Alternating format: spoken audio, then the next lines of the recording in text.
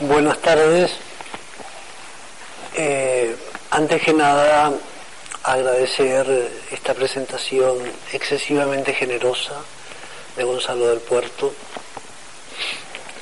y la amabilidad del Instituto Cervantes y de la editorial Harvel. A mí me parece muy extraño estar en un Instituto Cervantes en donde no se pueda fumar.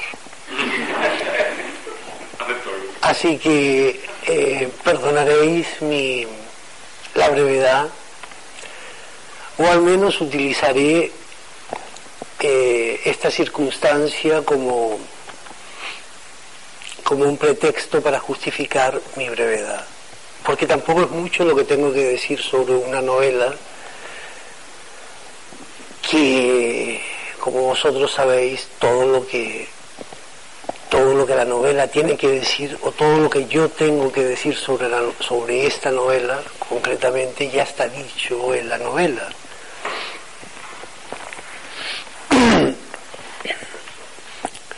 En realidad, Nocturno de Chile es una obra muy sencilla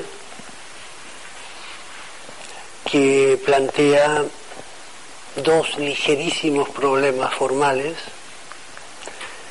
y un tercer problema de fondo un poco más difícil, y que probablemente el tercer problema no lo supe resolver. En ese sentido, como tantas miles y miles y millones de novelas, es una vez más una novela fallida.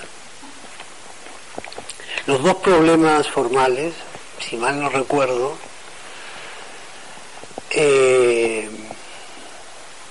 los dos problemas formales pequeñísimos, si mal no recuerdo, son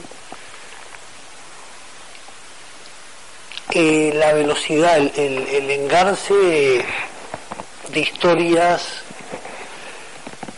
que de alguna forma se constituyen en el eje, o en los ejes, o en los leitmotiv de una vida, y en la voz del protagonista, que tenía que ser una voz muy nerviosa, pero que tenía que ser evidentemente una voz católica. Para mí fue un pequeño problema, puesto que yo la última vez que entré en una iglesia a comulgar fue hace pues casi 30 y muchos años, y nunca he tenido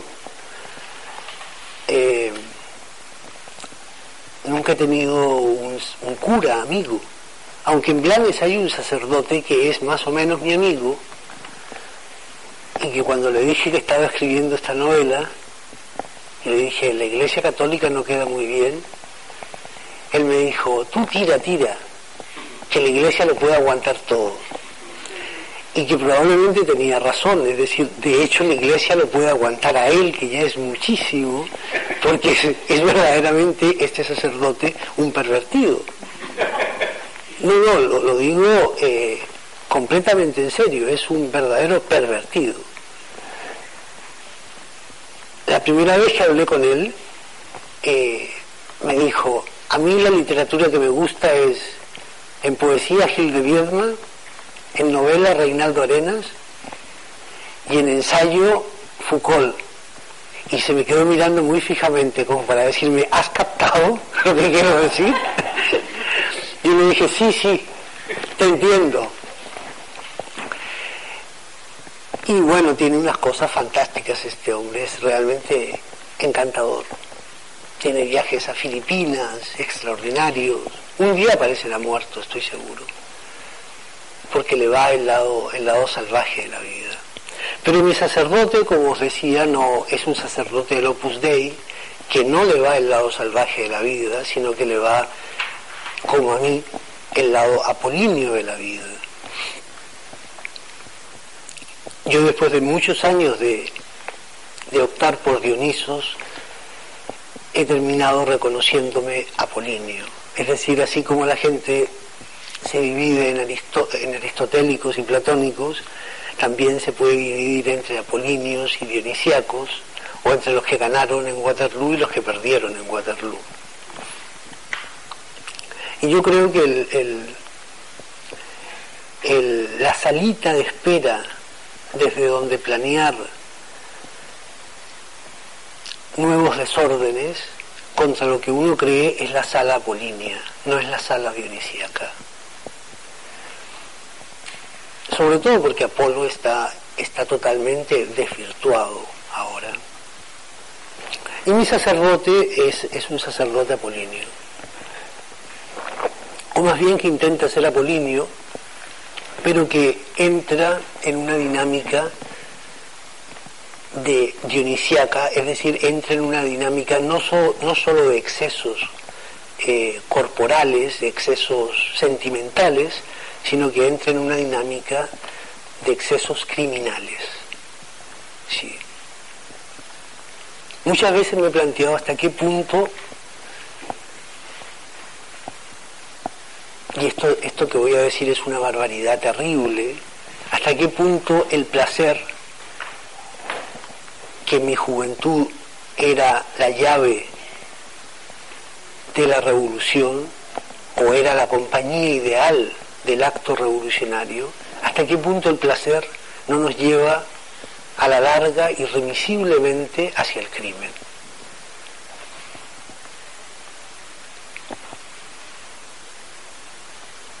El placer sentido como... Baudelaire tiene un verso magnífico al respecto. Cuando él habla del tedio, del aburrimiento, él dice en el poema El viaje, creo que es, más Oliver me corregirá si me equivoco, dice un desierto, un oasis de horror en medio de un desierto de aburrimiento. Todo finalmente se reduce a eso. Vivimos en un desierto de aburrimiento, en un desierto infinito de aburrimiento que comienza con nuestro nacimiento y acaba con nuestra muerte, pero en el cual hay un oasis. En ese oasis se producen los actos más inhumanos, más bestiales, más repulsivos para cualquier tipo de ética, pero que a la vez nos concede esos actos un instante de soberanía, sí, de soberanía total. Y ese instante de soberanía nos arranca del aburrimiento, sí, que viene a ser más o menos como si consideráramos el orgasmo como una espada, pero una espada no para hacernos el harakiri nosotros, sino para cortar la cabeza de la pareja,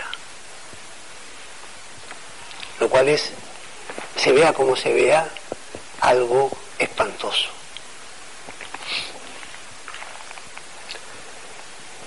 Y volviendo a mi sacerdote, pues él circula por este desierto de aburrimiento y vislumbra desde este desierto infinito de aburrimiento las luces del oasis del horror. Y de una manera no muy práctica, o no muy real, mejor dicho, penetra, o cree que penetra, o sueña que penetra en el oasis del horror.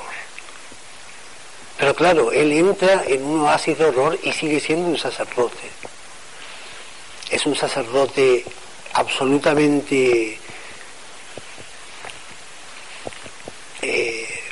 lamentable, pero sigue siendo un sacerdote. Y cuando sale, sin saber muy bien qué ha hecho en el oasis, viene la culpa. Todo esto, el segundo problema técnico era contarlo con una lengua, un lenguaje, un idiolecto levemente chileno, es decir, un dialecto que camina hacia el horror con una languidez extrema. El lenguaje que se habla en Chile, al contrario del castellano que se habla en España o del castellano que se habla en México, tarda mucho en acercarse, en nombrar el horror. Lo que a veces es una ventaja, pero generalmente es una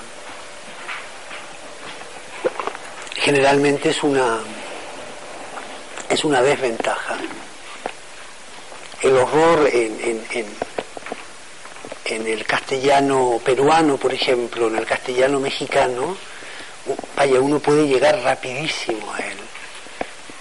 Rulfo, en algunos de sus cuentos, de una frase a otra ya nos introduce en el horror. ¿Sí? De una frase a otra dicha por un campesino mexicano, quiero decir. En España, bueno, hay multitud de casos, ¿no? y además canónicos.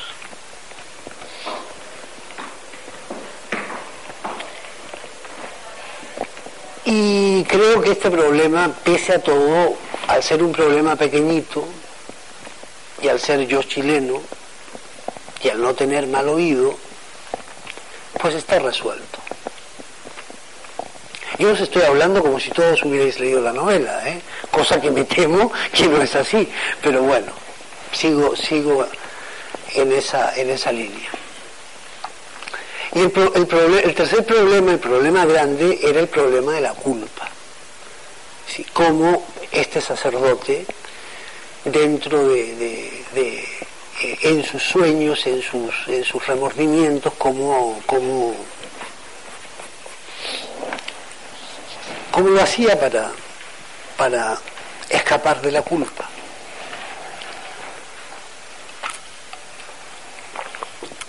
Y pues no voy a incidir mucho en él porque creo que no está del todo bien resuelto, que la culpa es algo mucho más complejo, pero también algo mucho más sencillo. ¿Sí? Vaya, en ocasiones es algo sencillísimo.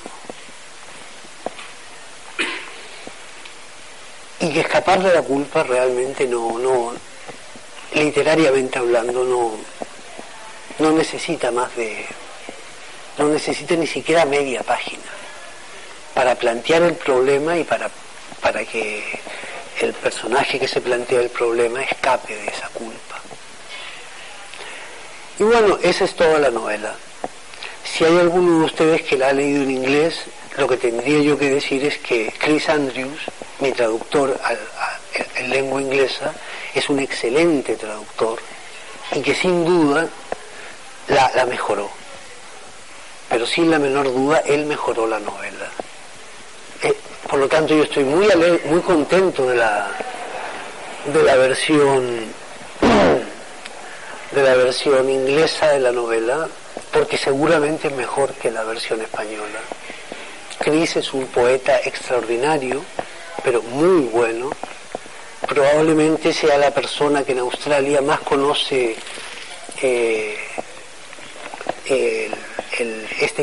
esta franja en la historia literaria francesa, que es el Oulipo, el Ouvrier de literatura potencial. Y como poeta es magnífico. Yo quisiera, me encantaría poder ser traductor como él y poder traducir sus poemas. El problema es que conforme pasan los años voy olvidándome de lo poco que sabía de cada lengua, lo poquísimo que sabía de cada lengua, e incluso de la lengua española, que es algo que noto que me pasa cada vez más a menudo, me olvido de palabras y cosas por el estilo. Pero bueno, sobre todo me gustaría acabar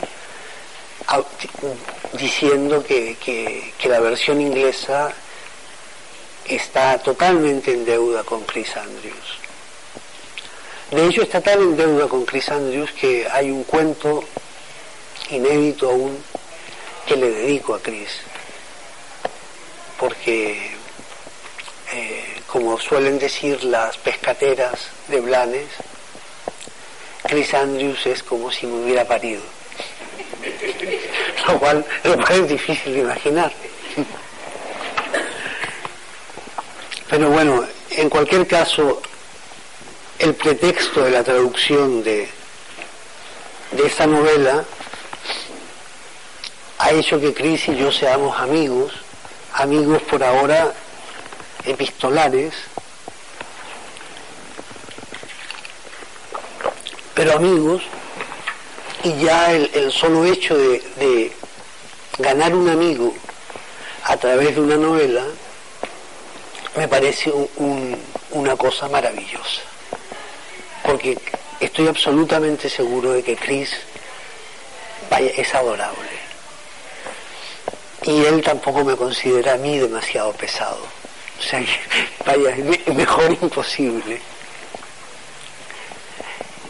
Borges decía que la literatura tiene estos misterios, ¿no? Tal vez escribí Nocturno de Chile solo para hacerme amigo de Chris Andrews. Ya sería motivo más que suficiente para pensar que el trabajo estuvo bien hecho. Y eso es todo. Si queréis hacer cualquier pregunta o lo que sea, hacedla.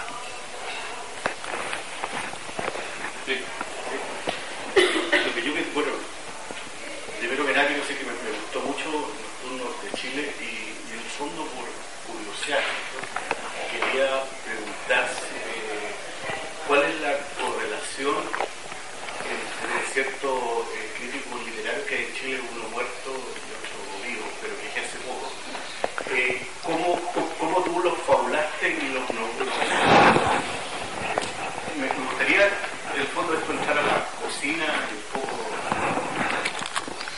temas que son más formales, pero tengo una curiosidad personal de cómo estos personajes que forman parte de la cocina literaria chilena pudieron ser incorporados como personajes de la novela específica.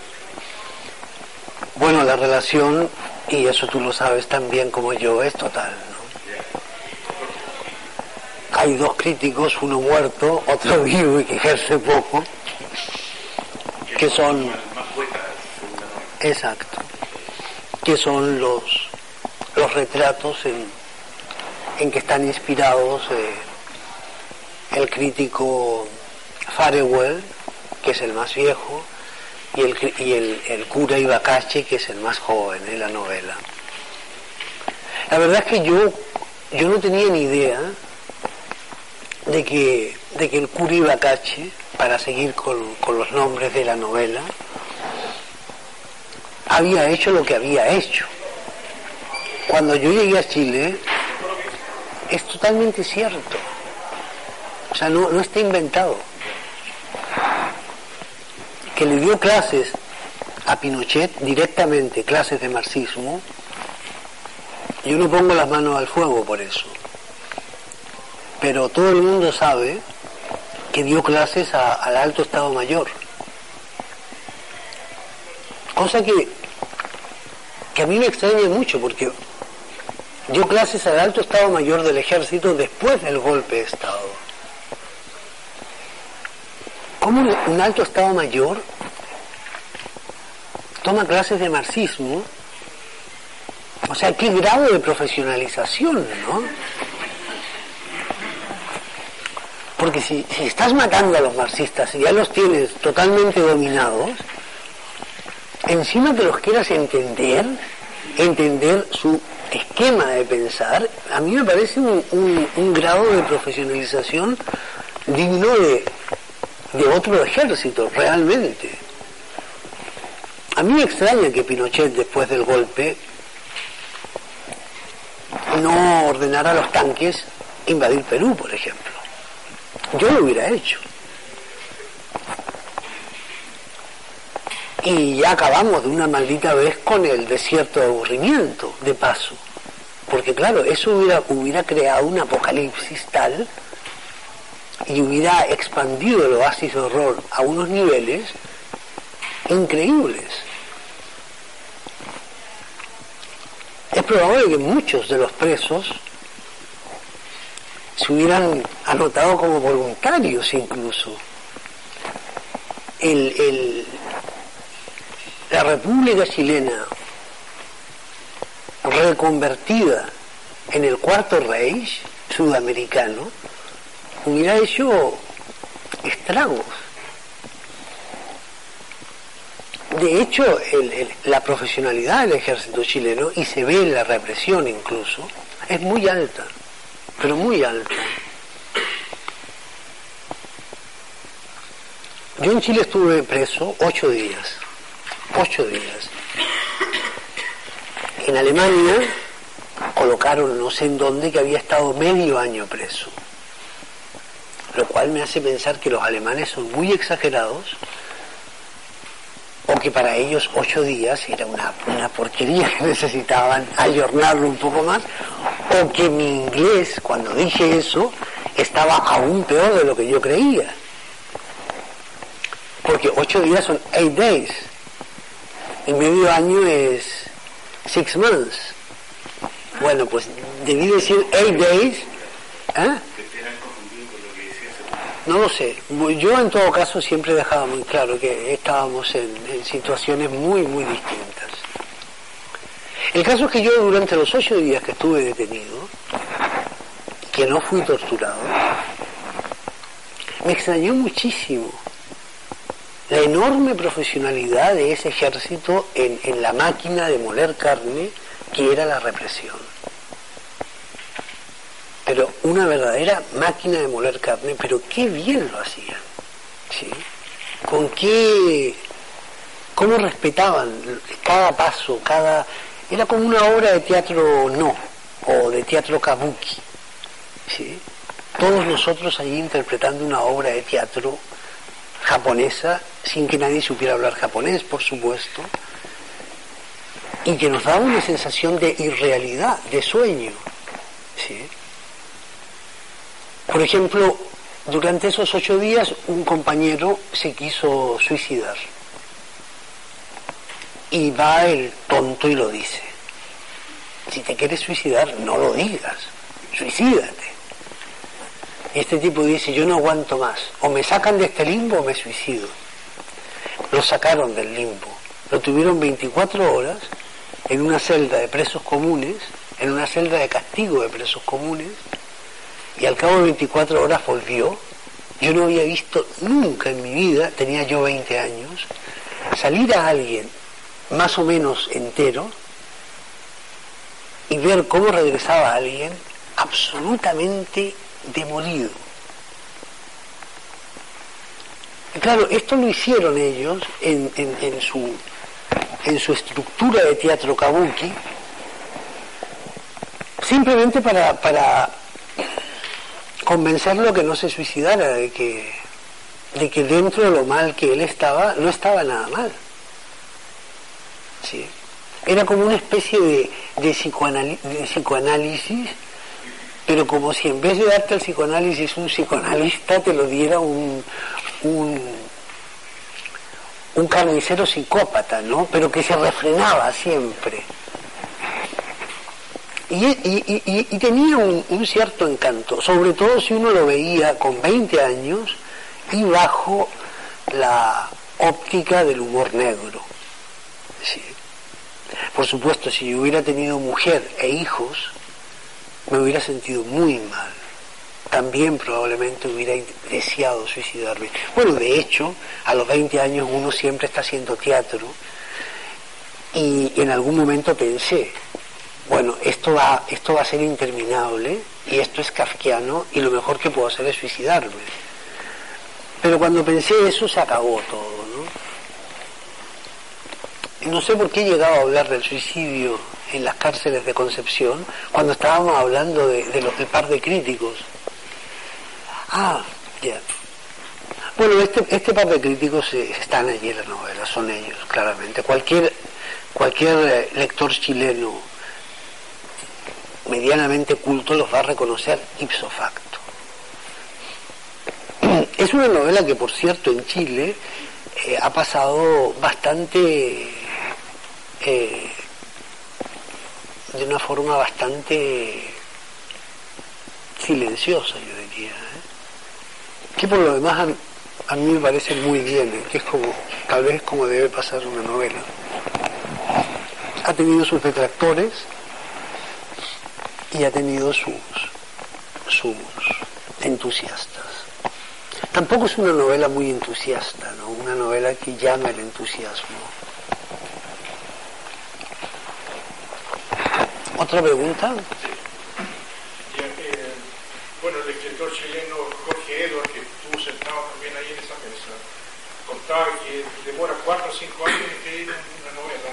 El otro escritor chileno que también estuvo allí, Carlos Franz, demora 6 o 7 años.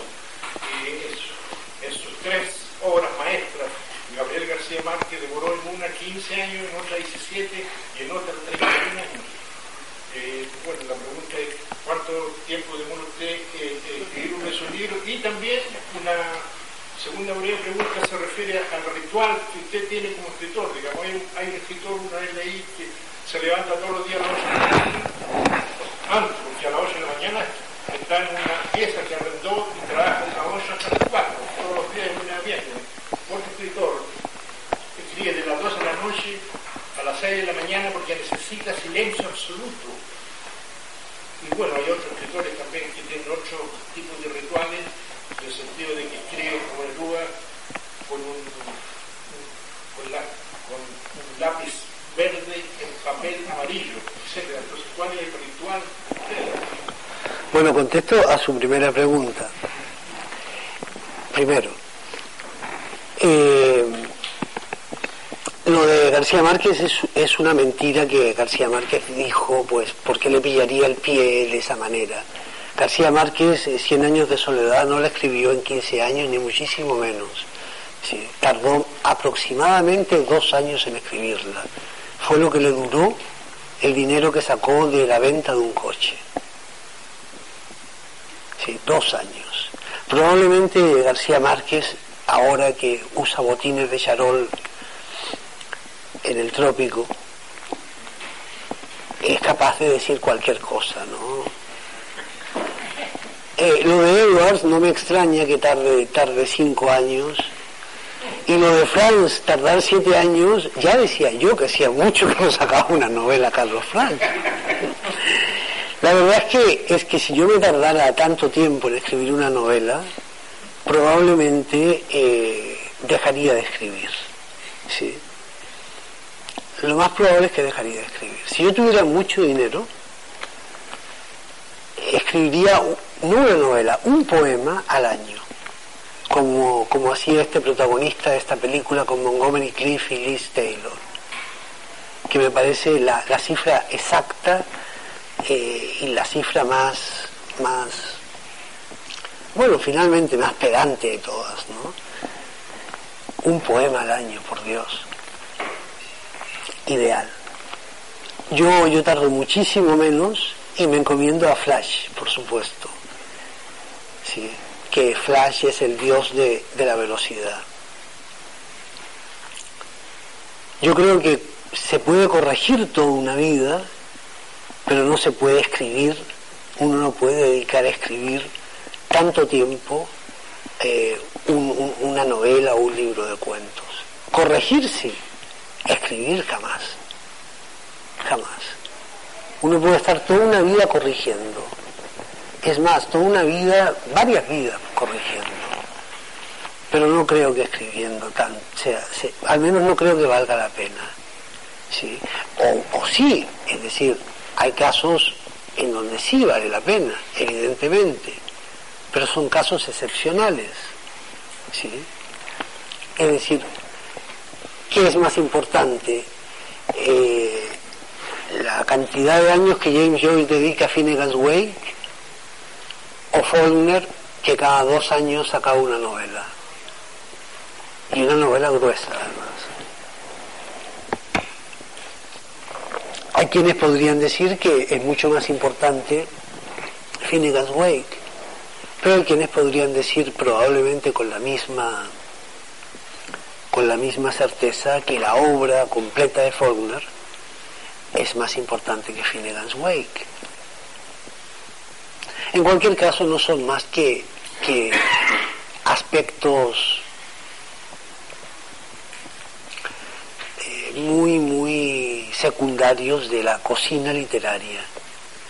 ¿Sí? Lo que uno tarda en escribir, porque claro, generalmente los que tardan en escribir son los que se ponen muy tisquismisquis en este asunto y dicen, claro, los que escribís muy rápido escribís poco menos que mal, ¿no? Para mí, mi novelista favorito es Stendhal. Sí, para mí es el más grande. Y Stendhal tardó 53 días en escribir La Cartuja de Parma. Eso es ser un novelista. 53 días en escribir La Cartuja de Parma. Claro, luego uno puede decir, para escribir La Cartuja de Parma, Stendhal tuvo que vivir muchos años. ¿Sí? Evidente. Para escribir cualquier cosa, uno tiene que vivir muchos años. O ni siquiera muchos años. Porque una temporada en el infierno de Rimbaud, que creo que la escribió en una semana, aunque es mucho más corta que La Cartuja de Parma, no... Rimbaud tiene 17 años. Tampoco es necesario. En fin, yo creo que son problemas nimios. Y sobre cómo escribo, pues escribo como buenamente puedo. ¿Sí? Básicamente como buenamente puedo. Ahora, yo soy una persona que está enferma y que además noto que me estoy olvidando cada vez de más palabras. Pero todo eso se puede resolver con un diccionario. Y uno escribe como puede, en cualquier lugar, eso es lo de menos. ¿Otra pregunta? ¿Cuánto tiempo prende usted para escribir una poesía de 30 líneas con ritmo o sensibilidad? La segunda demanda, ¿puedo comprar este libro aquí a Londres en español?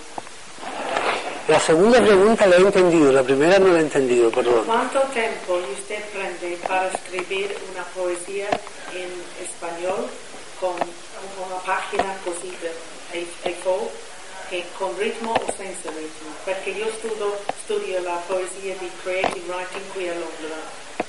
Y nosotros hacemos una poesía en 10 minutos. Depende.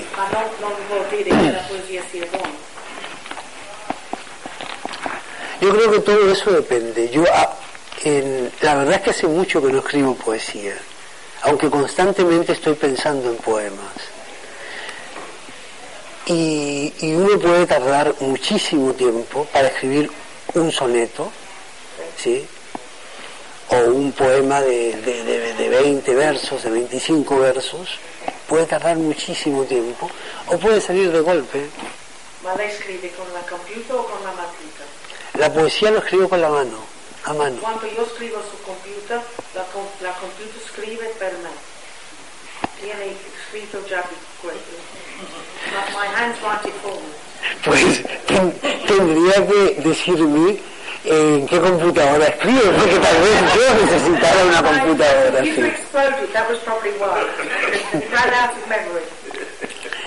Una computadora así es la que tengo que comprarme. No, porque yo soy secretaria y escribo más mejor a mano que con la matita. Escribo anche in stenografia. Ma per me, quando ho fatto un viaggio di Cornevaglia con la Eden Project, io ho fatto una poesia nella mia mente delle strani posti con i nomi strani delle Eden Project, con tutte non so se le conosce questo progetto in Cornevaglia. ¿El proyecto en dónde? Eden Project. El proyecto botánico. Sí. Ah. Ma io quiero saber si puedo comprar este libro en lo español aquí a Londres, no en inglés. Yo supongo que tiene que haber una librería en Londres en donde estén los libros de anagrama.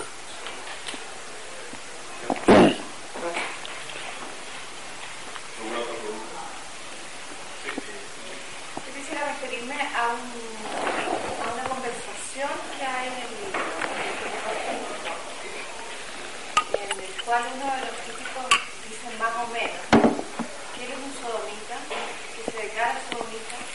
Todos los chilenos son sodomitas, no solamente los chilenos en general, pero los hombres. Yo creo que todos los hombres en general somos sodomitas. ¿Y por qué? Porque contra lo que se suele creer, de Sodoma escaparon muchos más que Lot y sus hijas. Yo creo que todos somos sodomitas. Las mujeres, los hombres, los niños, los perros, los gatos, las palomas, todos somos sodomitas. El problema no es si ser sodomita o no ser sodomita. El problema básicamente, finalmente, y casi siempre, es qué hacer con el horror. ¿Sí? El problema es un problema moral. Además, el cuerpo, todo lo que está en el cuerpo está para algo, y generalmente para más de una cosa.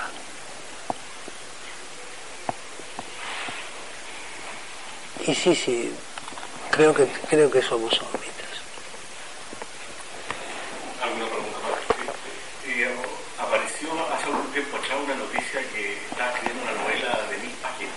Sí, ¿Sabes si es cierto? es cierto. Realmente es una novela tan grande, en la cual llevo ya 2 años. Es decir, llevo 2 años en una novela de 1400 páginas, lo cual quiere decir 700 páginas por año. No, 7 y 7, 14, sí, 700 páginas por año, teniendo en cuenta que Carlos Franz se tarda en escribir una novela de 200 páginas 7 años. Es como si yo estuviera toda la vida escribiendo esta novela. Hagamos de cuenta que llevo pues unos 15 años escribiendo esta novela, si es que lo de Carlos Franz es cierto. Sí. Es una novela muy larga que tiene atemorizado a mi editor Jorge Arralde, porque claro, y ahora me tiene atemorizado a mí, porque es demasiado larga. Y probablemente sea necesario hacer un corte y que salgan 2 novelas allí. ¿Tiene atemorizado? ¿Eso quiere decir que la novela ya está finalizada, ya tiene las 1400 páginas? Tiene las 1400 páginas, pero aún no ha finalizado la novela. ¿Cómo? No, y salen cosas nuevas. Lo que pasa es que una novela más páginas tenga, hay un momento en que te conviertes en adicto a los personajes, a las facilidades que el texto te está dando, facilidades que al principio eran imposibilidades, y esa adicción, esa especie de politoxicomanía por tus propios personajes y por lo que le empieza a suceder a todos, se hace en cierta forma, se te escapa un poco de las manos, muy poco, pero de alguna manera se escapa de las manos. Esa obra se podría dividir en 2, es decir, además de la otra obra que estaba escribiendo, que era una obra simultánea y paralela, que supuestamente iba a ser la continuación de... No, es la misma. ¿Podríamos hacer una última pregunta? Sí, por favor. ¿Sabes que me gustaría hacerte la segunda pregunta que había querido hacer al principio? Se refiere sobre todo al tema del horror al cual te refieres, y yo creo que es central. Y ¿cómo resuelves tú el tema de, por ejemplo, frente a los niños, como te decía, siendo padre de 2 niños muy jóvenes de 20 años, sobre todo frente a los problemas morales y los problemas del horror, del aburrimiento, por otro lado, o sea, todos los temas que tocamos. Tú los desarrollas, pero ¿cuál es como cuál es tu proyección?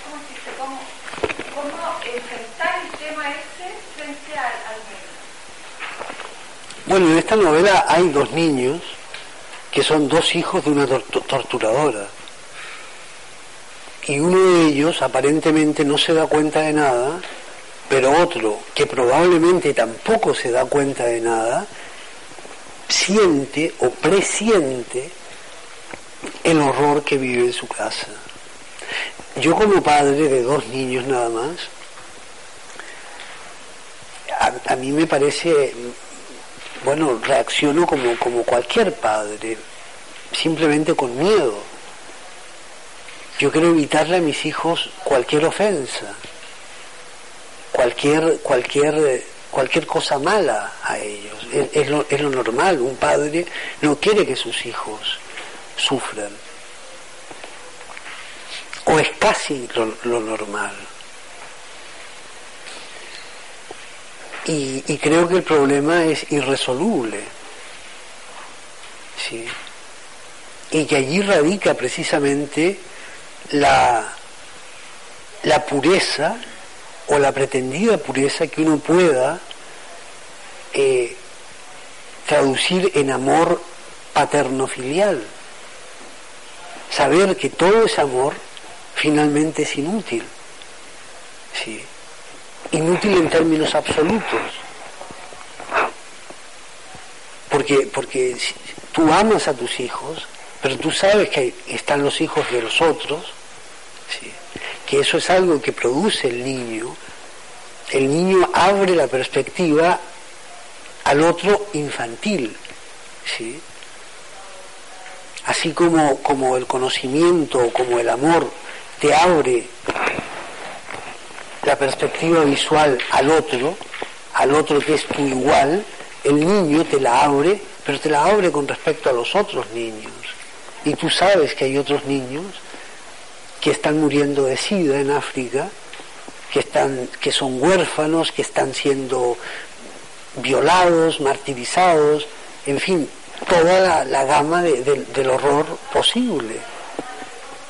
Y además sabes que es irresoluble. ¿Sí? Irresoluble al menos de una manera práctica. Que no puedes hacer nada.